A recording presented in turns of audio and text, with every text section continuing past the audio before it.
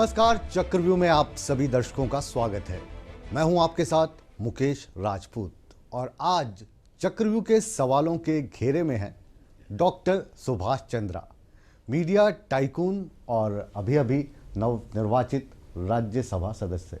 बहुत बहुत स्वागत है आपका ईटीवी में। धन्यवाद डॉक्टर साहब, सबसे पहले तो हम आपको बधाई देंगे कि आपने जीत हासिल की। ये जो जीत है, ऐसी जीत बहुत कम लोगों को नसीब होती है कि पहली जीत में पूरे भारत में आप पॉपुलर हो गए कि राज्यसभा में चुनकर कोई आ गया। लेकिन आया कैसे, इस पे तरह तरह के सवाल उठ रहे हैं। ऐसा क्यों? देखिए, आपका कार्यक्रम का नाम ही चक्रव्यूह है, तो इस चक्रव्यूह में डालने वाले जो लोग हैं उनका चक्रव्यूह मुझे पहले तो समझ नहीं आया था, लेकिन पिछले लगभग 20 दिनों में वो चक्रव्यूह की काफ़ी चालें मुझे समझ में आने लगी। चुनाव जीतना ना जीतना एक किसी भी प्रक्रिया के दोनों भाग होते हैं, और मुझे आपके सामने आपके दर्शकों को कहने में कोई शर्म नहीं है कि एक समय में चुनाव जब चल रहा था, वोटिंग हो रही थी 9 बजे से लेकर के 12:30 पौने 1 बजे के करीब, जब मुझे आशा नहीं थी कि कांग्रेस के जो एमएलए हैं वो वोट डालने आएंगे। जब वो आए तो उस समय मैंने समझ लिया कि मैं चुनाव हार गया हूँ, और ये मन में विचार करके कोई दिक्कत की बात नहीं है, मैं अपना उठ के बिल्कुल चला गया। एक एक मोमेंट पे ईटीवी पे नजर रखे हुए था, और वो जब आए तो डॉक्टर साहब बढ़ गए अपने होटल की तरफ और होटल में जाकर आराम करने लगे। मैं आराम से सोया। लेकिन फिर जो बाजी थी एक्चुअली ये ऐसी पलटी जैसे T20 का मैच पलटता है जी। जब रिजल्ट्स आने लगे तो वहाँ पे करिश्मे होने लगे। उन करिश्मों के पीछे क्या रहा, ये सवाल अभी तक बना हुआ है। ये सवाल तो देखिए उस दिन भी था, आज भी खड़ा हुआ है।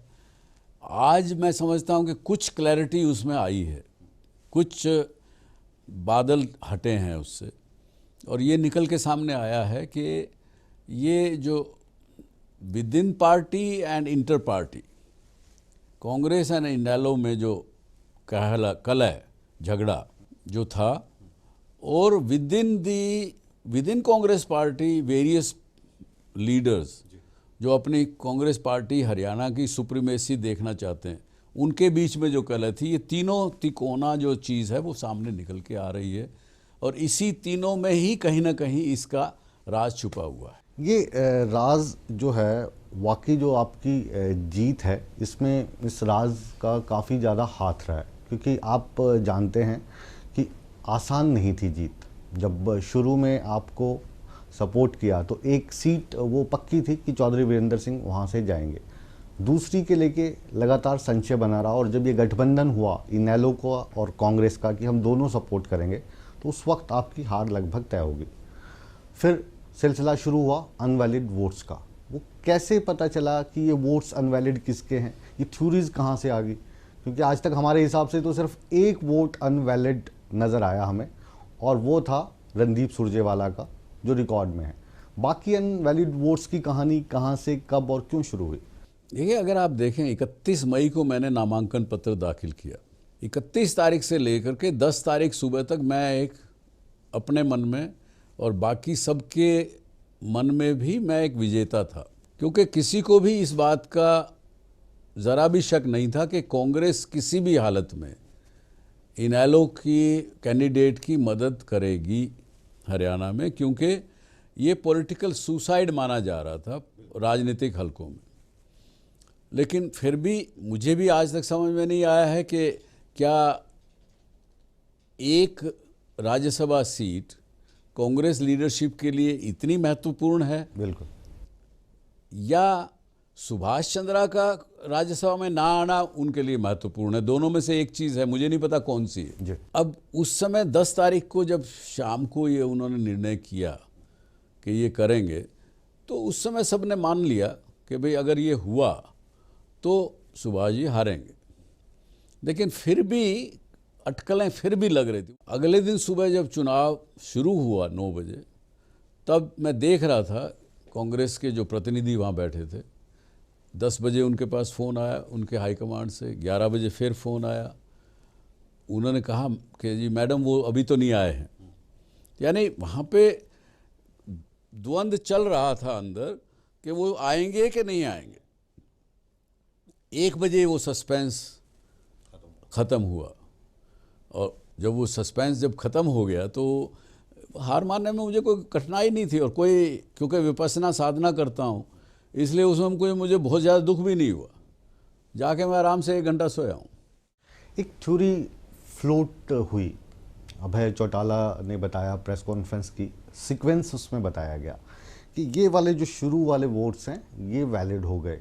इनमें डाले थे भाजपा के जो हमारे विधायकगण थे, उन्होंने वोट डाले। उसके बाद जो अंतिम व्यक्ति आया वो आया असीम गोयल, जिसका वोट वैलिड हुआ। असीम गोयल वहाँ पे गए, उन्होंने पेन बदल दिया, और उसके बाद असीम गोयल से लेकर 11 और वोट जो कांग्रेस ने डाले वो अनवैलिड हो गए। जितने वोट अनवैलिड हुए उसके हिसाब से फिर जयप्रकाश जी को फ़ोन दिया गया।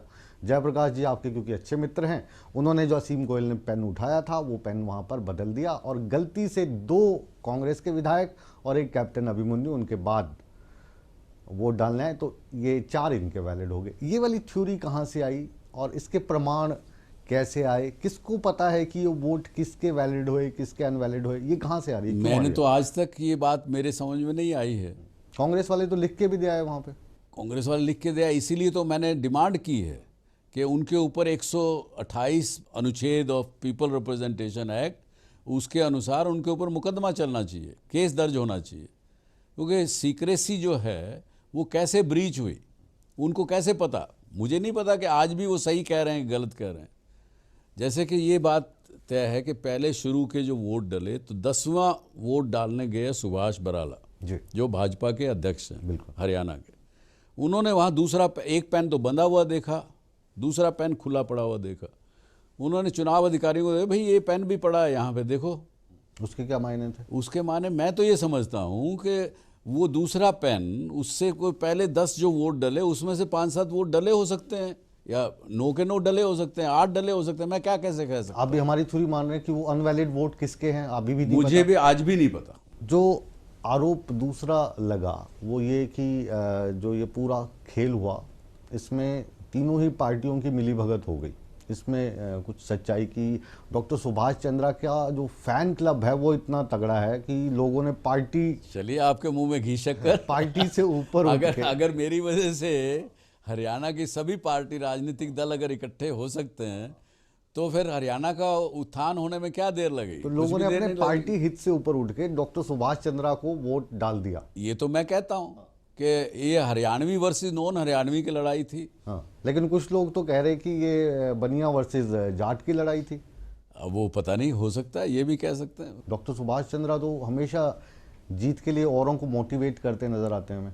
इसीलिए मैंने कहा, मैंने अपने इलेक्शन एजेंट को कहा कि भाई तुम काउंटिंग का समय हो गया, आप आए नहीं हो। बोले भाई साहब क्या अब आना है, अपने चुनाव तो हार गए। मैं क्या, देखो भाई, हार तब मानना जब हार हो जाए, जब तक हार हुई नहीं हम क्यों हार माने? मैंने मन में कहा, उनको भी कहा। वहाँ चुनाव अधिकारी भी मेरे को पूछने लगे कि आप कैसे बड़ा शांत बैठे हैं। मैं कहा जी, मैं तो लोगों को जब सिखाता हूँ, बताता हूँ कि हार तब मानो जब हार मान लो तब हार होती है, तो फिर मैं कैसे अपने आप के ऊपर दूसरा कानून कैसे लागू करूँगा? ये जो सारा प्रकरण हुआ इसमें आप खड़े रहे, आज भी खड़े हैं। अभी कभी थाने जाया जा रहा है FIR लिखवाने के लिए, कभी कोर्ट का दरवाज़ा खटखटाया जा रहा है। क्या लगता है, क्योंकि शपथ ग्रहण अभी भी बाकी है? शपथ ग्रहण तो हो जाएगा। देखिए, जो मुझे बताया गया है, जब एक चुनाव की प्रक्रिया पूर्ण हो चुकी, चुनाव डिक्लेयर हो चुका, चुनाव देखिए जब काउंटिंग पूरी हुई और चुनाव डिक्लेयर हुआ, उसके बीच में भी 3-3.5 घंटे लगे। चुनाव आयोग ने सारी चीज़ तरह की परीक्षा करके, इवन यहाँ तक कि चुनाव की CD भी दिल्ली मंगाई गई, वो भी देखी गई। ये 12 वोट इनवैलिड हुए, 12 क्यों 14 हुए, वो कैसे हुए, क्यों हुए, उसका एक्सप्लेनेशन मांगा गया। उसके बाद उन्होंने, चुनाव आयोग ने परमिशन दी है यहाँ पे रिटर्निंग ऑफिसर को अनाउंस करने के लिए। इस दौरान में मेरे ओपोनेंट ने कोई ऑब्जेक्शन फाइल नहीं किया। उनके पास था ना समय, उस समय कहते ना क्यों कि ये हो गया। यही जो पॉइंट है, ये बहुत वैलिड पॉइंट है कि जब चुनाव के रिजल्ट्स निकल रहे थे, जब घोषणा हो रही थी, तब ऑब्जेक्शन नहीं आया।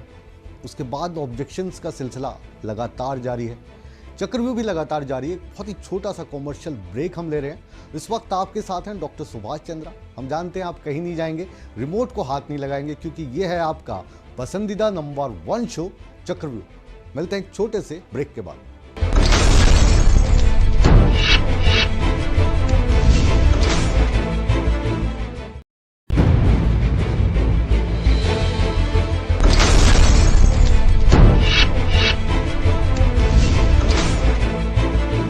ब्रेक के बाद आप सभी दर्शकों का चक्रव्यूह में एक बार फिर स्वागत है। आज हमारे साथ हैं सुभाष चंद्रा, जो किसी तारुफ का मोहताज नहीं। हाँ, जो नया तारुफ इनका अब बना है, अब राज्यसभा के एमपी है। बहुत बहुत स्वागत है आपका। बात राज्यसभा की हो रही है, लेकिन इसके अलावा जो आपकी पर्सनैलिटी है उसको पूरी दुनिया जानती है, अलग अलग क्षेत्र में, मीडिया में हो, बात एंटरटेनमेंट में हो, जहाँ भी हो। डॉक्टर साहब, राजनीति में आना कहाँ से आपको लगा कि इस फील्ड में भी आना चाहिए? क्योंकि आप बिना इस फील्ड में ही आए, सभी लोगों तक तो आपके एक्सेस हो, प्रधानमंत्री हो, राष्ट्रपति हो, तो ये राजनीति में आने का भूत कहाँ से सवार हुआ? देखिए, जहाँ तक प्रश्न है प्रधानमंत्री, राष्ट्रपति इत्यादि का, तो वो तो मेरा शायद आदत पड़ गई है राजीव गांधी जी से लेकर के, और बल्कि उससे पहले श्रीमती इंदिरा गांधी से शुरुआत हुई। उसके बाद से लगभग सभी प्रधानमंत्री से मेरे निजी संबंध रहे हैं। राजनीति में आने का एक मन में विचार आया मेरे मन में, क्योंकि मेरे भाई और मेरे बेटे अपना बिजनेस ठीक से संभालने लगे हैं जी। और एक बार फिर आप हंसेंगे या आपके दर्शक हंसेंगे कि मैं एक बार फिर बेरोजगार हुआ और महसूस कर रहा था पिछले 1 साल से। इस्तीफा दे दिया आपने? कई कंपनियों से, सभी कंपनियों से लगभग इस्तीफा दिया। हम लोग एक अपने प्रॉफिट का कुछ भाग अच्छे कामों के लिए लगाते रहे हैं, परंतु फिर भी मुझे समझ में आया कि हम उतना करने के बावजूद भी 1000, 2000, 5000, 10,000, 50,000 लोगों का भला कर सकते हैं एक समय में। तो क्यों ना एक कुछ ऐसा चीज़ की जाए जिससे कि हम हज़ारों नहीं, लाखों लोगों की मदद कर सकें या करोड़ लोगों की मदद कर सकें। मुझे देश की पार्लियामेंट से ज़्यादा बड़ा जगह ये काम को अचीव करने के लिए कोई दूसरी नज़र नहीं आती। इसी के चलते मुझे लग रहा था कि जवाब यही आने वाला, और मेरा सवाल बस इससे जुड़ा हुआ ही है। मानिए, सुभाष चंद्रा इतना बड़ा नाम, जो भारतीय जनता पार्टी ने कहा कि आप इंडिपेंडेंट के तौर पे खड़े हो जाइए, हम आपको सपोर्ट कर देंगे, और आप इंडिपेंडेंट के तौर पर मैदान में उतर गए। जो आंकड़ा चाहिए था राज्यसभा में पहुंचने के लिए, वो आपके पास था नहीं। भारतीय जनता पार्टी ने आपको सपोर्ट किया, आंकड़ा उनके पास भी नहीं था। It was a total risk game. क्यों लिया इतना बड़ा रिस्क? ममता बनर्जी ने तो आपको कह दिया था बंगाल से मैं लड़वा देती हूँ, क्यों आए यहाँ पे? नहीं, ममता बनर्जी ने कहा, मुझे मुलायम सिंह जी यादव ने कहा आपको चुनाव लड़ने की आवश्यकता नहीं है। बिल्कुल। लेकिन आप देखिए कि ये बड़ा क्लियर विन था। 55 वोट हमने अपने कैलकुलेशन किए थे, और कोई हालत से हम अपेक्षा नहीं कर सकते थे कि कांग्रेस और INLD इकट्ठी हो जाएगी। इस सोच के मैंने कोई रिस्क की चीज़ दिखी नहीं। और जहाँ तक प्रश्न रहा कि मेरे छोटे भाई का संबंध है लक्ष्मी जी का, हुड्डा साहब के साथ, उनसे मिलते जुलते हैं। जब मुख्यमंत्री नहीं बने थे तब तक मेरे भी संबंध रहे हैं, लेकिन मेरा इधर ना हरियाणा में कोई बिजनेस था ना कुछ था। तो मैं अपना, जब वो 10 साल के मुख्यमंत्री कार्यकाल में 1, 2, 4 बार सोशल गैदरिंग में मिले हैं हम। मेरे माता की देहांत पर वो आए हैं, कोई घर में सुख दुख हुआ तो आए हैं। इसके अलावा मेरा मिलना नहीं हुआ। लेकिन फिर भी मैंने लक्ष्मी के माध्यम से उनसे पूछवाया कि भाई आपका हमें सपोर्ट मिलेगा कि नहीं? सपोर्ट मिलेगा कि नहीं? बोले मेरा सपोर्ट 100% आपको इसी रूप में मिलेगा कि हम भाग नहीं लेंगे। हुड्डा साहब ने तो कहते भाग लिया भी नहीं, वो तो, और उन्होंने लिया भी नहीं, वो उन्होंने तो कहते खाली वोट डाल के वहाँ पे, ऐसा कहते हैं। हालांकि अभी तक राज है वो भी। वो भी राज है। और शायद वो जो राज है वो आपके प्रति लॉयल्टी दिखाने की कोशिश की, कुछ लोग तो ये कह रहे थे, लेकिन आपने तो उन पे आरोप ही लगा दिया था रणदीप सुरजेवाला पे कि वो मास्टर, हमें तो कुछ लोग ये कह रहे थे कि वो जो वोट कैंसिल करवाया वो दिखा भी दिया कि हाईकमान खुश हो जाए कि वोट तो मैंने डाल दिया, उधर सुभाष चंद्रा जी भी खुश हो जाए कि भाई कैंसिल भी करवा दिया। संभव है, हाँ। संभव है। कैसी दोस्ती है सुरजेवाला के साथ? सुरजेवाला से मेरी कोई दोस्ती नहीं। वो मुझे जब जहाँ मिलते हैं मेरे को बड़ा भाई कह के बात करते हैं, आदर से बात करते हैं, क्योंकि उनके पिताजी से मेरे संबंध रहे। संबंध तो आपके देवीलाल जी से भी बहुत अच्छे रहे। बिल्कुल रहे साहब। आज की तारीख में कैसे रिश्ते हैं? अब मेरे तो ओम प्रकाश जी से भी संबंध अच्छे रहे हैं हमेशा, और ये अजय चौटाला से भी अच्छे रहे हैं। अभय ने मतलब मैं आज इस कहने का समय नहीं है, उन्होंने चाहे भले वो वोट ना देते, सपोर्ट ना करते, लेकिन जिस बदतमीजी से बात की वो थोड़ा अखरा मुझे। दिल पे ठेस लगी? नहीं, ठेस तो ठीक है, इससे आगे निकल चुके हैं अब। अभी ये जो सारा प्रकरण चल रहा है इसमें जो अब आरोप प्रत्यारोप का दौर, इसको ज़्यादा हम मान रहे हैं, फेस सेविंग का मान रहे हैं, क्या होगा, नतीजा क्या निकलेगा? ना, नतीजा तो आ चुका है ना जी। लोगों ने, हरियाणा के एमएलए ने मुझे चुन के वहाँ भेजा है, और मैं तो शपथ जब भी होगी, मुझे नहीं पता कब होगी, क्या प्रोसीजर है। बहुत बार पार्लियामेंट गया हूँ, सैकड़ों बार गया हूँ, लेकिन एज ए मेंबर पार्लियामेंट पहली बार जाऊँगा तो पता लगेगा, देखेंगे। और शपथ लेने के बाद फिर आऊँगा यहाँ चंडीगढ़। आप मानते और हैं? मेरी, बल्कि मैं तो तहे दिल से, मन से 90 के 90 एमएलएज को मैं भोज पर निमंत्रण करूँगा, फ़ोन करूँगा, रिक्वेस्ट करूँगा आएँ, जो हुआ उसको भूल के आएँ, मिलजुल के हम हरियाणा प्रदेश की, हरियाणा के लोगों की तरक्की के बारे में सोचें, पिछली बातें छोड़ें। वो जैसे मैं कहता हूँ हमेशा, छोड़ो कल की बातें, कल की बात पुरानी, नए दौर में लिखेंगे हम मिलकर नई कहानी, हम हिंदुस्तानी, हम हिंदुस्तानी। एक जो बात चल रही है कि आपने बार बार, आपने खुद मानते हैं कि आपने 76 विधायकों को फ़ोन किया, उनसे वोट मांगी, आपका अधिकार है, निर्दलीय आप खड़े हुए थे, किसी की कोई बंदिश नहीं थी। लेकिन इसके अलावा जो फ़ोन करने का सिलसिला है, वो कहते आरओ से बातचीत हो गई, जो लोग उसमें इन्वॉल्व थे प्रक्रिया में, उनसे भी बातचीत हो गई। उनसे बातचीत करने के क्या मायने निकालें? मेरे को मेरे प्रतिद्वंदी ने एक आरोप लगाया कि जैसे कि 10 तारीख को मैं विधानसभा आया, 3 घंटे वहाँ रहा, मैंने पेन देखा, उसकी फ़ोटो ली, सब कुछ किया। ये सब झूठ, सरासर झूठ है। मैंने उनको चैलेंज किया, और आपके थ्रू फिर करता हूँ, अगर ऐसा है तो लिख के दें, ये बात लिख के दें।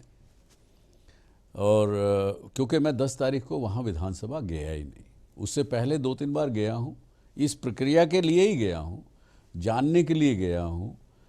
कुछ लोगों को मैंने नॉमिनेट किया, उनका फॉर्म पे साइन करने के लिए गया हूँ, देखने के लिए गया हूँ कहाँ चुनाव होगा, कैसे होगा, क्या होगा। पहला एक्सपीरियंस है। पर 10 तारीख को मेरी उनसे फ़ोन पर एक बार ज़रूर बात हुई, और वो बात भी किसी सिलसिले में हुई होगी, पूछा होगा मैंने कुछ प्रश्न उनसे।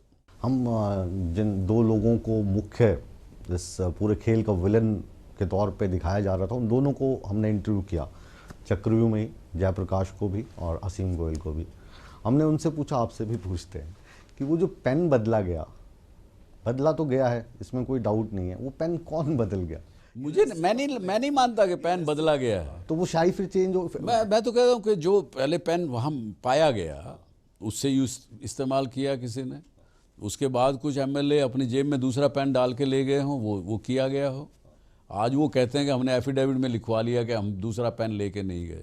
उससे क्या होगा? अबे तुम उससे क्या होगा? ये तो हकीकत है कि दूसरा इंस्ट्रूमेंट यूज़ किया गया। अब वो कैसे, कौन लेके गया? अब मैंने तो आज वीडियो देख के मैंने उनको बताया कि वो रेणुका बिश्नोई पूरा पर्स अपना लटका के गई थी अंदर। बाकी तो जो वो बाकी किसी को आप कह रहे हैं कि हमारे तो मोबाइल भी रखवाए गए, पेन भी निकाल के लिए गए, तो ये कैसे चले गए? ये जो उस वक्त रिजल्ट निकलना था निकल गया। और जहाँ तक इसका सवाल है राज्यसभा में या उसमें, वो सारी चीज़ें आपकी फेवर में भी जा रही हैं। तो आपके हिसाब से अगर ये ड्रामा है तो इस ड्रामा की वजह क्या है? ड्रामा की वजह केवल सिंपल है कि हरियाणा कांग्रेस की सुप्रीमेसी किसकी हो, नंबर वन। दूसरा, हरियाणा के बाहुल्य समाज जो मेजॉरिटी कम्युनिटी है उसका लीडर कौन हो। आप इशारा कर रहे हैं बस जाट कम्युनिटी की तरफ। हम थोड़ा कम समझते हैं, हरियाणा के हमारे दर्शक तो साफ साफ शब्दों में समझना चाहते हैं। देखिए, मेरे तो उस कम्युनिटी में भी बहुत मित्र हैं। आपकी जीत को जाट वर्सेस जो बनिया ये गलत कम्युनिटी है ये गलत इसकी तरफ ये तो मैं आज पहली बार बढ़ाने की कोशिश कर रहे हैं। आपसे पहली बार सुना है, मेरे संज्ञान में ये बात नहीं आई। नहीं है, लेकिन केवल वो एक कमेंट जो चुनाव वाले दिन किसी ने दिया वो जरूर आया, लेकिन वो साहब कौन सी कम्युनिटी के थे मैं नहीं कह सकता। लेकिन जो जाट वाली कैप पहनने की तो कोशिश तीनों पार्टियों की तरफ से हो रही है, वो इस इलेक्शंस में भी हुई, चाहे वो चौटाला साहब की बात हो, रणदीप सुरजेवाला साहब की बात हो, हुड्डा की बात हो, इसको आप मानते हैं? हाँ, वो आपस में उनका ट्रायंगल है, वो अपने तरफ वो ग्रेविटी अपनी तरफ खींचना चाहते हैं, तीनों खींचना चाहते हैं। आखिरी सवाल मेरा आपसे, और अंतिम लाइनें हम आपसे ही लेंगे जो इंस्पिरेशनल होंगी हमारे दर्शकों के लिए, हमारे लिए, कि जब आपको लगा कि अब तो बाजी पलट गई और जो जीत सुभाष चंद्रा से कोसों दूर नज़र आ रही थी डॉक्टर साहब आपसे, वो जीत अब मेरे करीब आ गई, तो वो मोमेंट कैसा था? नहीं, वो मोमेंट भी मैंने उसी तरह से स्वीकार किया जितना मैंने हार को स्वीकार किया। दोनों में कोई मोमेंट में मेरे अंतर नहीं था, क्योंकि ओवरवेलमिंग होना भी उतना ही नुकसानदायक है जितना कि उदास होना। इक्वानिमिटी रखना बड़ी बात है। तो अब वो हमारे ओपोनेंट हार को नहीं मान रहे हैं, उसको स्वीकार नहीं करना चाहते हैं। आपको मैं आपके माध्यम से आपके दर्शकों को एक बात कहूँगा कि ज़िंदगी में आप एक बात याद रखिए, दुख का कारण इंसान का एक ही होता है जब आप सच्चाई को स्वीकार नहीं करते हैं। छोटी सी बात आप और आपके दर्शक एक एक्सपेरिमेंट करके देखें। जब आपको नींद नहीं आती रात में तो हम उससे लड़ते हैं, नींद क्यों नहीं आ रही, ये क्यों नहीं हो रहा, ऐसे करेंगे ऐसे करेंगे, पानी पिएंगे, अरे एसी कम है कि ज़्यादा है, उसको करेंगे, लड़ाई करेंगे उससे। स्वीकार नहीं करते हैं कि मुझे नींद नहीं आ रही है आज।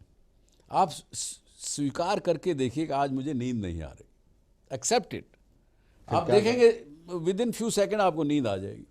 स्वीकार करने मात्र से सच्चाई को स्वीकार करिए, जैसी ये सच्चाई है उसको स्वीकार कर लीजिए, आपको दुख होगा ही नहीं। आज जो हमारे दर्शक आपको ईटीवी पर देख रहे हैं, वो जाहिर है कि आपकी जो इन बातों से प्रभावित हुए होंगे, और चलते चलते जो हरियाणा के दर्शक खासतौर से हमें देख रहे हैं, हरियाणा से आपका संबंध है, हरियाणा के लिए आप राज्यसभा सदस्य बनने के बाद पहली प्रायोरिटी क्या होगी?